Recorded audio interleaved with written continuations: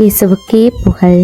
இயேசுவில் பிரியமானவர்களே, இன்று நம் ஆண்டவர் திருப்பாடல் 55 அதிகாரம் 22 வசனத்தினூடாக இவ்வாறு நம்மோடு பேசுகின்றார்.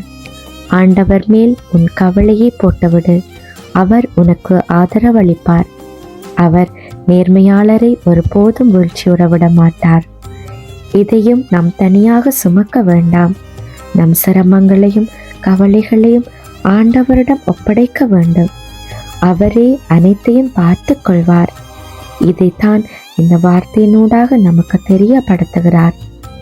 நம்மை அழுத்தும் சுமைகள், கவலைகள், மனச்சுமைகள் எல்லாவற்றையும் நம்மால் தனியாக சுமக்க முடியாது. அது நம்மை சிதறடிக்கும். ஆனால் ஆண்டவரிடம் ஒப்படைத்தால் அவர் அதை தாங்கி நம்மை விடுவிப்பார். மனிதர்களைப் போல் அவர் ஒரு பார்வையாளராய் அல்ல, நம்மோடு நடந்து நம்மை தூக்கிக் கொள்பவர். நம்முடைய பலவீனத்தை கண்டு விலகுபவர் அல்ல, அதற்கு மாறாக நம்மை தாங்குகிறவர்.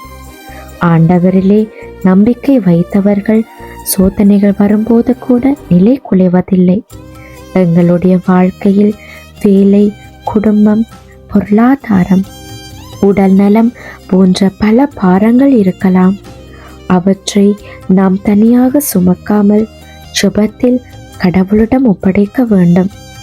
நாம் அவரிடம் ஒப்படைத்த பிறகு மீண்டும் அந்த கவலைகளை திரும்ப சுமக்க முயற்சி செய்யக்கூடாது.